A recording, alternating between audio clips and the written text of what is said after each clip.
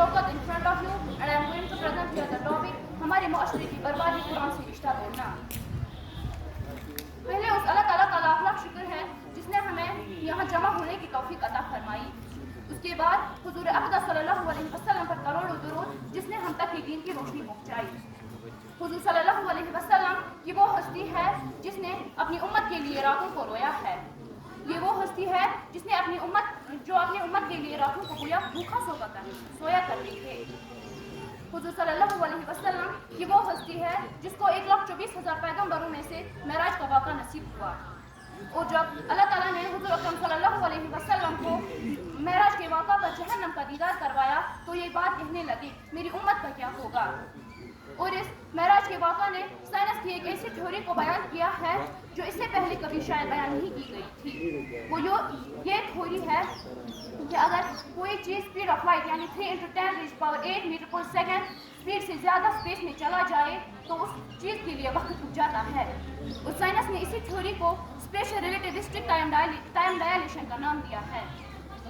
और ये साबित है जब हुजूर अकरम सल्लल्लाहु अलैहि वसल्लम महराज के वाक़ा पर गए तो दरवाजे की कुंडी हिल रही थी और जब वापस तशरीफ लाया तो वो कुंडी वैसे ही हिल रही थी जैसे निकलने के वक्त थी। इसका मतलब है जो आज साइंस डिस्कवरीज कर रहा है वो आज से पहले कुरान में 14 साल पहले की गई थी।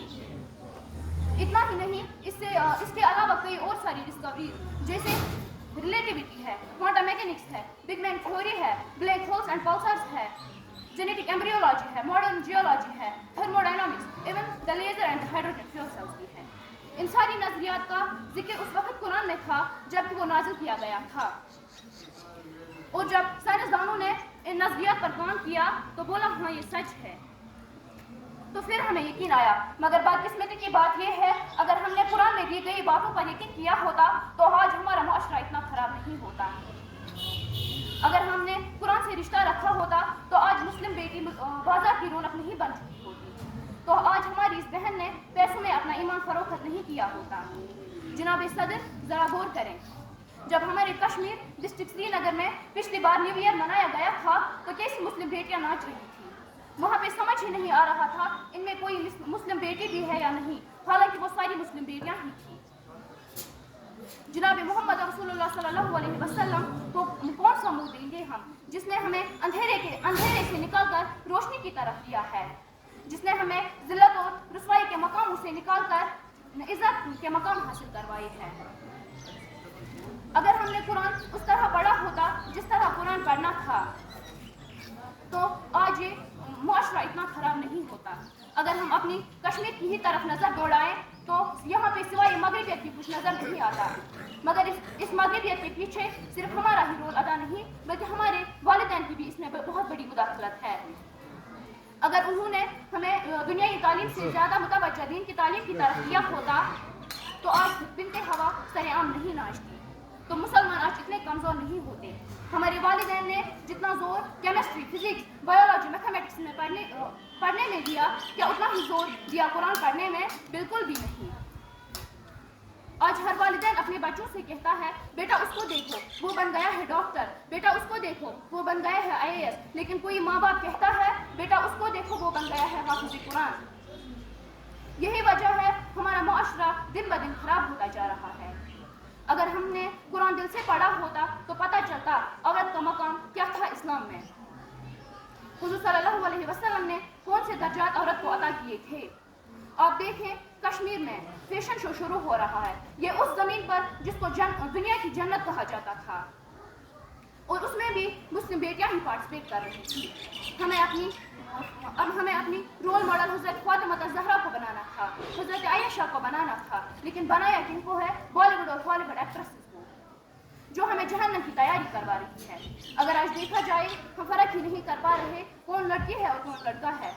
जैसा लिबास लड़का पहनता है वैसा है लड़की भी पहनती है।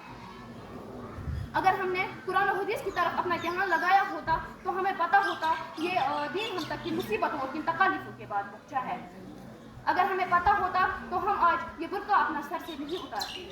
इसी बुर्के के मुतालिक हुजूर अकरम सल्लल्लाहु अलैहि वसल्लम ने एक हदीस बयान फरमाई है, that is the prophet Mohammad सल्लल्लाहु अलैहि वसल्लम said that there is no fatigue there is no disease, there is no sorrow, there is no sadness, there is no hurt, there is no pain, there is no distress. Not in something so small, like then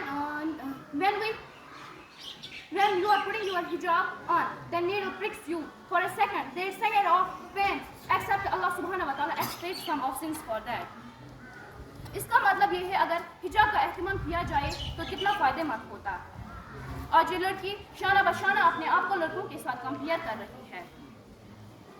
ایک بار حضرت فاطمہ الزہرا نے فرمایا تھا جب میرا جنازہ اٹھاؤ گے تو رات کے وقت اٹھانا کیونکہ کسی غیر مرد کی نظر مجھ پہ نہ پڑے. اور یہ تھی شرم و حیا, یہ تھا حیا. آج دیکھا جائے جہاں پر لڑکوں کا کام تھا وہاں پر لڑکیاں کام کر رہی ہے, جہاں پر لڑکوں کا کام تھا وہاں پر لڑکیاں کام کر رہی ہے, جہاں پر لڑکیوں کا کام تھا وہاں پر لڑکے کام کر رہے ہیں. آج یہی وجہ ہے دنیا کی تعلیم ہمیں دین کی تعلیم سے محروم کر رہی ہے. اسی تعلیم کے متعلق شاعر نے کیا خوب کہا ہے, تہذیب فرنگی ہے اگر مرگ امت, تہذیب فرنگی ہے اگر مرگ امت, ہے حضرت انسان کی یہ اس کا ثمر موت. جس علم کی تاثیر سے زن ہوتی ہے نازن, جس علم کی تاثیر سے زن ہوتی ہے نازن, کہتے ہیں اسی علم کو ارباب ہنر موت. بیگانہ رہے گی سے اگر مدرسائی زن, بیگانہ رہے گی سے اگر مدرسائی زن, ہے عشق و محبت کے لیے اس کا ثمر موت.